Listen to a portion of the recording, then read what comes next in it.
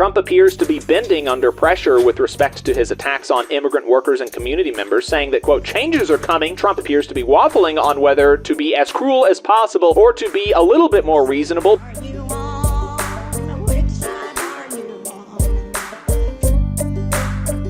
Every single week, workers across the South are on the move. Workers are forming unions every week in the South. Every week in the South, workers are bargaining new contracts. And every week in the South, workers are fighting against bad legislation and for good legislation. That's why we want to bring you Last Week in Southern Labor to tell you what workers in the U.S. South and the American colonies were up to. Here's what they were up to from June 6th to the 13th. In new union campaign, 70 workers at Waste Management of North Carolina in Gastonia, North Carolina, filed a petition to hold a union election with the Teamsters Local 71. 10 workers at Marmac Fire and Safety in Joplin, Missouri, filed a petition to hold a union election with the United Association of Plumbers and Pipe Fitters, the Road Sprinkler Fitters Local 669. 25 workers at BDT Beverage in Nashville, Tennessee, filed a petition to hold a union election with the United Food and Commercial Workers, UFCW Local 1995. Workers likely pushed by their employer filed a petition to decertify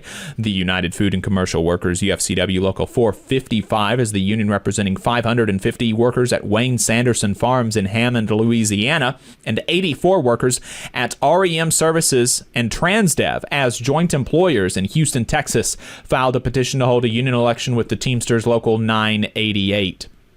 In election results, union election results, 11 workers at Starbucks in Richmond, Virginia voted 10-1 in favor of unionization with the Starbucks Workers United, as did 19 at another location in Richmond, Virginia, voting 15-3. Another 18 in Richmond, Kentucky, voting 14-4, and 11 in Kansas City, Missouri, voting 7-2.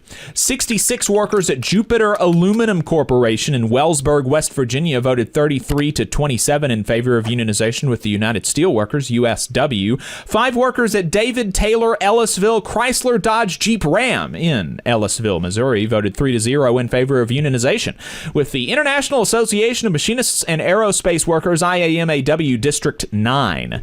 The NLRB closed a case before 15 workers at Swire Properties in Miami, Florida, voted on whether or not to unionize with the International Union of Operating Engineers, IUOE Local 30. 8 workers at the Georgia Budget and Policy Center withdrew their petition for a union election with Teamsters Local 728. Hopefully this means they were voluntarily recognized. Would love if somebody who had insight on that campaign let us know.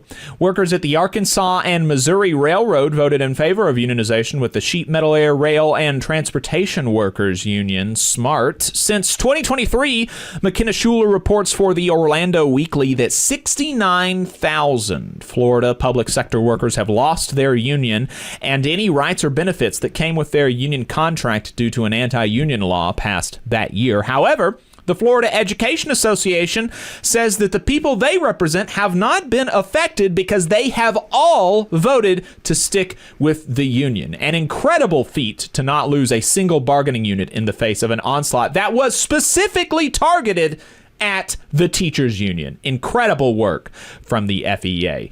In grievances, unfair labor practices, and court cases, the American Federation of Government Employees, AFGE, the largest federal employees union, is hard at work fighting for their members in the courts. They released a summary of the 14 lawsuits they have against the Trump administration on behalf of federal workers last week. If you're a federal employee, that's definitely something that you should check out. In strikes and bargaining updates, the Airline Pilots Association, ALPA, says their members are fed up with FedEx delaying at the bargaining table. They note that despite the company having enough money to give billions of dollars to shareholders in dividends and stock buybacks, and having $88 billion in revenue and $6 billion in profits just last year, they continue to stall in negotiations that have lasted for over 4 years, with the last contract having been ratified back in 2015.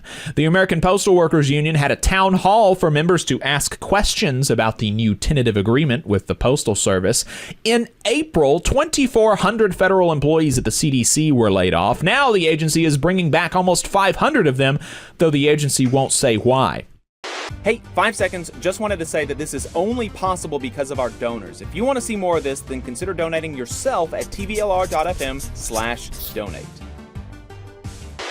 The United Auto Workers, UAW, is applauding an announced $4 billion investment from GM into factories in Michigan, Kansas, and Tennessee, saying that this decision was made in part due to Trump's tariff actions. Pharmacists for CVS in the D.C. metro area, unionized with the UFCW Local 400, ratified a new 4-year collective bargaining agreement last week. The union says the contract includes wage increases ranging from 9% to 15% over the life of the contract, a 30-day notification of any store openings or closings, and stronger labor management cooperation. In political and legislative updates, since protests kicked off last week opposing the Trump administration's immigration policies, several unions and labor federations have weighed in, all on the side of immigrant workers. Unions have been at the center of the protests since the beginning, when SEIU California President David Huerta was arrested for observing ICE. The AFL-CIO immediately demanded that he be released, as did the United Farm Workers, Unite Here, the California Teamsters, UAW Region 6, the San Francisco Building Trades, and more. Huerta has been released, but he has absurdly been charged with a felony. In footage from the protests, it's been clear to see the deliberate targeting of journalists. The Communication Workers of America, CWA, which represents thousands of journalists in its affiliate, the News Guild, said in a statement that, quote, violent intimidation of journalists is unacceptable and threatens one of our most fundamental rights as Americans, the right to a free press. The United Electrical, Radio, and Machine Workers, UE, has said these actions represent a step towards authoritarianism, and the Texas AFL-CIO is calling for a release of all unjustly detained, an end to the lawless raids, and that immigration proceedings uphold principles of due process, and that Texans' right to assemble is respected. Catholic and Methodist faith leaders in Tennessee have also criticized ICE, saying the organization's actions are contributing to, quote, widespread fear.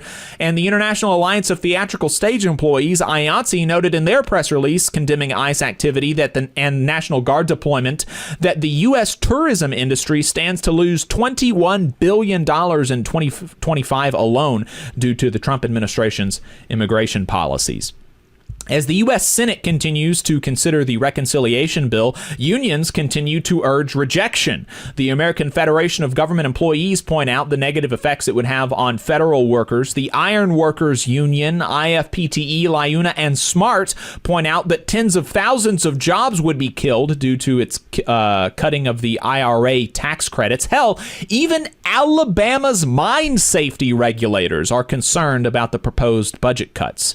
Unions encouraged members to participate in the June 14th No King's Day demonstrations. Over 2,000 are planned nationwide, including at least 14 in Alabama.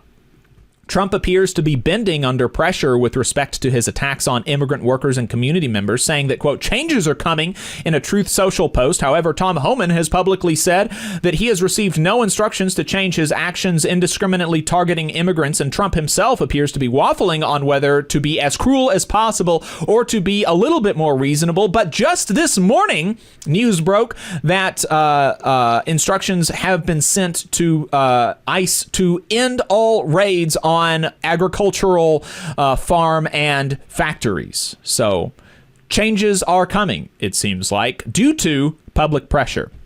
The VA, the Veterans Affairs Administration, has previously made clear its intentions to cut 15% of its staff, despite the fact that even high-level DOJ officials say this is simply not possible. And last week, the government executive, a news outlet focused on the federal government, uncovered an agreement for the VA to pay for the Office of Personnel Management to pay them $726,000 to come up with a plan to fire a bunch of people. Protesters in D.C. last week gathered with the Dropkick Murphys to specifically oppose cuts to the VA. The White House released its budget proposal last week, and as expected, it's terrible. Postal unions pointed out that if enacted, the budget would eliminate steward time at the post office.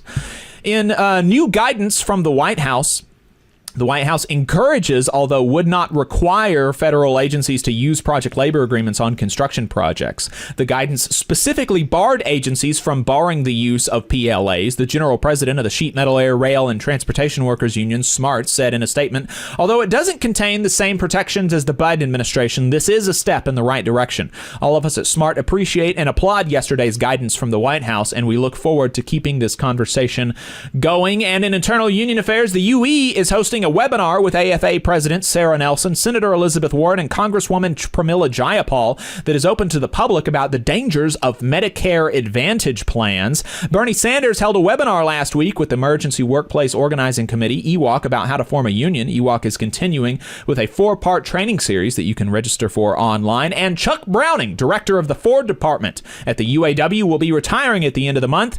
And the UAW has announced that the Region 1A director, Laura Dickerson, will replace him. If we missed something, let us know at tvlr.fm/contacts, and you can get the rest of the updates in our newsletter. You just saw a clip from the Valley Labor Report. We are live every Saturday morning from 9:30 a.m. till 12:30 p.m. And we pride ourselves on keeping all of our content free to everybody so that we can talk to as many working folks as possible. If you support the work that we're doing, you think that it's important, you think that it's good, then consider making a monthly contribution to the project, and you can do that on our website, tvlr.fm.